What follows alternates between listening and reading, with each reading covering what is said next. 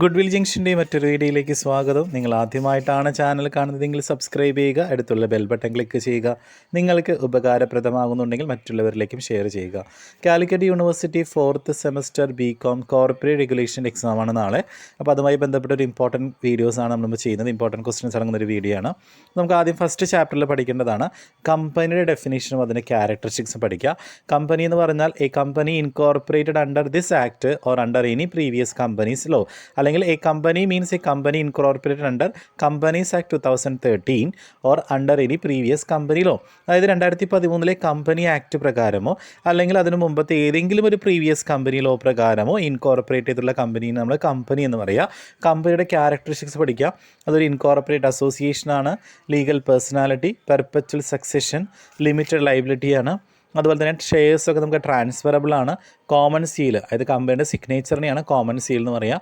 Separate പ്രോപ്പർട്ടിയാണ്. അങ്ങനെയുള്ള കുറച്ച് ഫീച്ചേഴ്സ് ഉണ്ട്, അതെല്ലാവരും പഠിച്ചു വയ്ക്കുക, വളരെ ഇമ്പോർട്ടൻ്റ് ആണ്. പിന്നെ ടൈപ്സ് ഓഫ് കമ്പനീസ് ആണ്. അതിൽ നിന്ന് ചിലപ്പോൾ ഏതെങ്കിലും ഒരു ടൈപ്പ് ചിലപ്പോൾ 2 മാർക്ക് 3 മാർക്ക് ക്വസ്റ്റ്യനിലോ 5 മാർക്ക് ക്വസ്റ്റ്യനിലോ ചോദിക്കാം.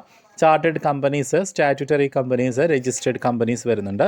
ചാർട്ടേഡ് കമ്പനീസ് പറഞ്ഞാൽ ഈ company formed under special charter issued by the king or queen, അതായത് കിങ്ങോ അല്ലെങ്കിൽ ക്വീനോ ഇഷ്യൂ ചെയ്തിട്ടുള്ള ഏതെങ്കിലും ചാർട്ടർ പ്രകാരം ഫോം ചെയ്തിട്ടുള്ള കമ്പനിയാണ് chartered companies.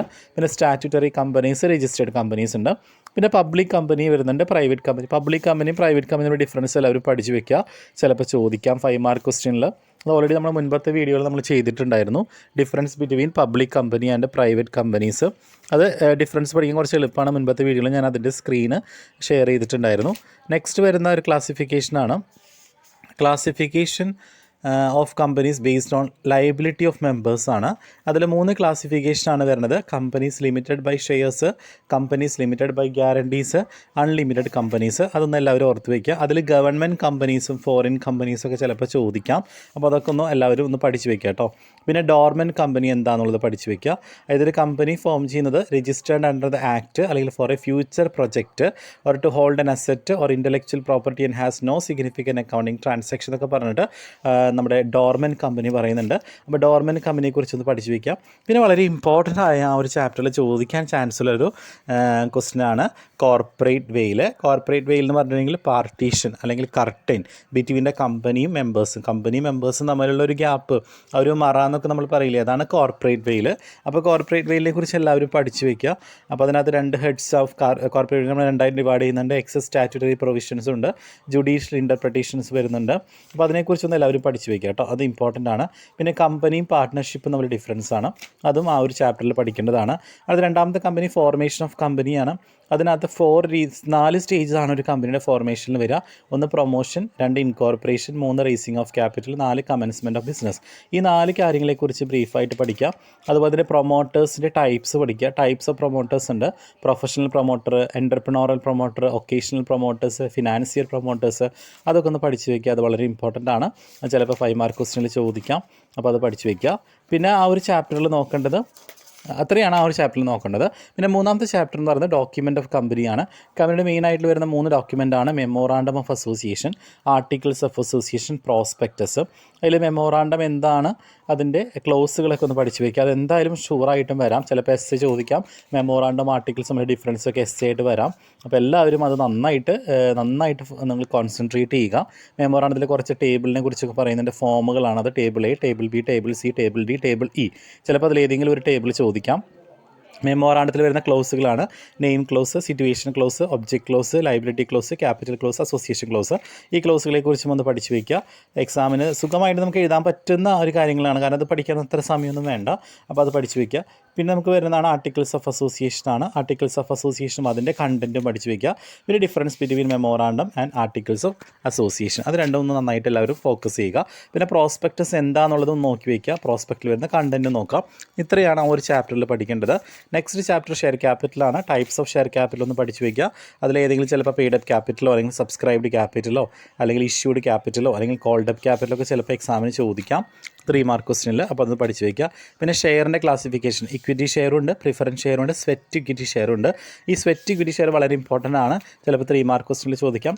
Sweat equity shares പറഞ്ഞാൽ കമ്പനി എംപ്ലോയീസിനും ഷെയർ ഹോൾഡർ ഡയറക്ടേഴ്സിനൊക്കെ നമ്മൾ ഷെയർ ഇഷ്യൂ ചെയ്യുന്നതിനെയാണ് സ്വെറ്റ് ഇക്വിറ്റി ഷെയർസ് എന്ന് പറയും. മാർക്കറ്റ് വാല്യൂവിനേക്കാൾ കുറഞ്ഞ വിലയ്ക്ക് ഇഷ്യൂ ചെയ്യുന്നതാണ് സ്വെറ്റ് ഇക്വിറ്റി ഷെയർസ്.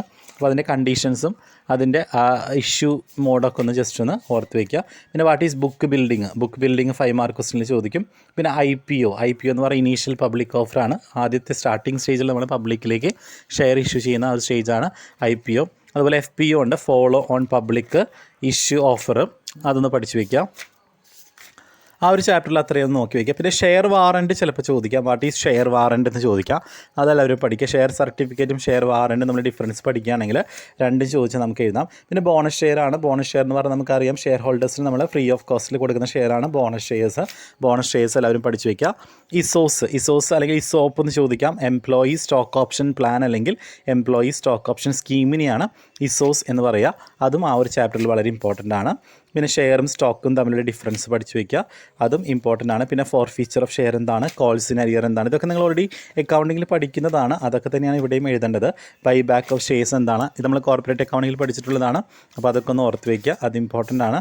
അതുപോലെ തന്നെ റീമെറ്റീരിയലൈസേഷൻ എന്താണ്, ഡീമെറ്റീരിയലൈസേഷൻ കേട്ടോ. അത് രണ്ടും ഒന്ന് ഓർത്ത് വയ്ക്കുക. അതും ഇമ്പോർട്ടൻ്റ് ആണ്. നെക്സ്റ്റ് വരുന്ന 5ാമത്തെ ചാപ്റ്റർ മാനേജ്മെൻറ്റ് ഓഫ് കമ്പനീസ് ആണ്. അതിൽ ഗവേണൻസും അതുപോലെ ഡയറക്ടേഴ്സും, അതായത് woman directors, number of directors, അതൊക്കെ ഒന്ന് ഓർത്ത് വയ്ക്കാം. അതും ഇമ്പോർട്ടൻ്റ് ആണ്. പിന്നെ ഡ്യൂട്ടീസ്, അതായത് ഓരോ ഡയറക്ടേഴ്സിൻ്റെ ഡ്യൂട്ടീസ് ഒന്ന് ഓർത്ത് വയ്ക്കുക. അതും ചോദിക്കാം എക്സാമിന്. ഡയറക്ടേഴ്സിൻ്റെ ആ ഒരു പോർഷനിൽ നിന്ന് എന്തായാലും ഒരു ക്വസ്റ്റ്യൻ ഉറപ്പായിട്ട് ഉണ്ടായിരിക്കും. അപ്പോൾ അതുകൊണ്ട് എല്ലാവരും അത് നോക്കണം. പവേഴ്സ് വേണമെങ്കിൽ നോക്കാം. പവേഴ്സ് ഓഫ് ഡയറക്ടേഴ്സ് എന്താണ്, ഓഡിറ്റ് കമ്മിറ്റി, ഡയറക്ടേഴ്സിൻ്റെ റൈറ്റ്, ഡ്യൂട്ടീസ്, റൈറ്റ്സ് ഒക്കെ ഒന്ന് നോക്കി വയ്ക്കുക. വളരെ ഇമ്പോർട്ടൻ്റ് ആണ്. ചിലപ്പോൾ SAയിൽ ചോദിക്കാം. എന്താണ് ക്രിമിനൽ ലയബിലിറ്റി കേട്ടോ, അതൊന്ന് ഓർത്ത് വയ്ക്കുക. അതും ഇമ്പോർട്ടൻ്റ് ആണ്. പിന്നെ നെക്സ്റ്റ് ഡയറക്ടറും മാനേജിങ് ഡയറക്ടറും തമ്മിലുള്ള ഡിഫറൻസ് ഒന്ന് എല്ലാവരും നോക്കി വയ്ക്കുക. ചിലപ്പോൾ അത് 5 മാർക്ക് ക്വസ്റ്റ്യനിൽ ചോദിക്കാം. അതും ഇമ്പോർട്ടൻ്റ് ആണ്. പിന്നെ സെബിയാണ്. സെബിയുടെ ഫംഗ്ഷൻസും സെബിയുടെ ഒബ്ജക്ട്സും നിങ്ങൾ ഓൾറെഡി മുൻപ് പഠിച്ചിട്ടുണ്ട് ബാങ്കിങ്ങിൽ. അപ്പോൾ ഇവിടെയും ജസ്റ്റ് ഒന്ന് ഓർത്തെടുക്കുക. പക്ഷേ അത് BBAക്കാർക്ക് മാത്രം വരുന്നൊരു പോർഷനാണ് സെബി. BComകാർ ഇത് ഫോക്കസ് ചെയ്യണമെന്നില്ല. പിന്നെ നെക്സ്റ്റ് അതിൽ വരുന്ന മറ്റൊരു ടോപ്പിക്ക് സാറ്റാണ്. സെക്യൂരിറ്റീസ് അപ്പലറ്റ് ട്രിബ്യൂണലാണ്. അതൊന്ന് പഠിച്ചു വയ്ക്കുക. ചിലപ്പോൾ അതെന്തായാലും ചോദിക്കും 5 മാർക്ക് ക്വസ്റ്റ്യനിൽ. സാറ്റ് കേട്ടോ, സെക്യൂരിറ്റീസ് അപ്പലറ്റ് ട്രിബ്യൂണലാണ്. അതെല്ലാവരും ഒന്ന് പഠിച്ചു വയ്ക്കുക. വളരെ ഇമ്പോർട്ടൻ്റ് ആണ്. ഇനി കമ്പനി മീറ്റിംഗ്സ് ആണ്. ടൈപ്സ് ഓഫ് മീറ്റിംഗ് ഉണ്ട്. Meeting of share holders, meeting of directors, meeting of creditors, meeting of debenture holders, അതൊക്കെ ഇമ്പോർട്ടൻ്റ് ആണ്. അതൊന്നും എല്ലാവരും പഠിച്ചു വയ്ക്കാം. പിന്നെ ക്വാറം എന്താണെന്ന് പഠിച്ചു വയ്ക്കുക കേട്ടോ. ക്വാറം ചിലപ്പോൾ 3 മാർക്ക് ക്വസ്റ്റ്യനിൽ ചോദിക്കും. അത് ഇമ്പോർട്ടൻ്റ് ആണ്. പിന്നെ വരാൻ ചാൻസ് ഉള്ള ക്വസ്റ്റ്യനാണ് മോഷൻസ്. എന്താണ് മോഷൻസ്? സ്പെഷ്യൽ റെസൊല്യൂഷനും നോർമൽ റെസൊല്യൂഷനും ജനറൽ റെസൊല്യൂഷനും തമ്മിൽ ഡിഫറൻസ് പഠിച്ചു വയ്ക്കുക. ഓർഡിനറി റെസൊല്യൂഷനും സ്പെഷ്യൽ റെസൊല്യൂഷനും. ഓർഡിനറി റെസൊല്യൂഷനും സ്പെഷ്യൽ റെസൊല്യൂഷൻ. എന്താ മിനിറ്റ്സ് ചിലപ്പോൾ ചോദിക്കാം. മിനിറ്റ്സിനെ കുറിച്ച് പഠിച്ചു വയ്ക്കാം. അതുപോലെ കമ്പനി സെക്രട്ടറിയും അതിൻ്റെ ഡ്യൂട്ടീസിനെ കുറിച്ച് ആ ഒരു ചാപ്റ്ററിൽ നിങ്ങൾ ഫോക്കസ് ചെയ്യുക. പിന്നെ വൈൻഡിങ് അപ്പാണ്. അപ്പോൾ കമ്പനിയുടെ വൈൻഡിങ് അപ്പിൻ്റെ മോഡ് വളരെ ഇമ്പോർട്ടൻ്റ് ആണ് കേട്ടോ. വൈൻഡിങ് അപ്പ് ബൈ ട്രിബ്യൂണൽ, അങ്ങനെ കുറച്ച് മോഡുകളുണ്ട്. ആ മോഡുകൾ എല്ലാവരും പഠിച്ചു വയ്ക്കുക. അത് ഇമ്പോർട്ടൻ്റ് ആണ്. ചിലപ്പോൾ എക്സാമിന് ചോദിക്കാം. അതുപോലെ തന്നെ effect of winding up order, അതൊന്ന് പഠിച്ചു വയ്ക്കുക. പിന്നെ സ്റ്റെപ്സ്, അതായത് വളണ്ടറി വൈൻഡിങ് അപ്പിൻ്റെ സ്റ്റെപ്സ്. സ്വമേധയാ നമ്മളൊരു കമ്പനി വൈൻഡ് അപ്പ് ചെയ്യുകയാണെങ്കിൽ അതിൻ്റെ സ്റ്റെപ്സ് എങ്ങനെയായിരിക്കും എന്നുള്ളതാണ് പിന്നെ നിങ്ങൾ നോക്കി വെക്കേണ്ട പോർഷൻ. അപ്പോൾ ഇത്രയാണ് നിങ്ങൾ അതിനകത്ത് നോക്കേണ്ടത്. അപ്പോൾ ഞാൻ പറഞ്ഞ ക്വസ്റ്റ്യൻസ് നിങ്ങൾ നന്നായിട്ട് ഫോക്കസ് ചെയ്യുക. ഓൾറെഡി പഠിച്ചു കഴിഞ്ഞിട്ടുണ്ടാവും. ഈ വീഡിയോ ലേറ്റ് ആയതിൽ ഞാൻ ക്ഷമ ചോദിക്കുകയാണ്. കാരണം ഈ ഒരു ടൈമിലാണ് എനിക്ക് സമയം കിട്ടിയത്. അതുകൊണ്ടാണ് ഇത്രയും ലേറ്റായി പോയത് കേട്ടോ. അപ്പോൾ ഓക്കെ, താങ്ക് യു.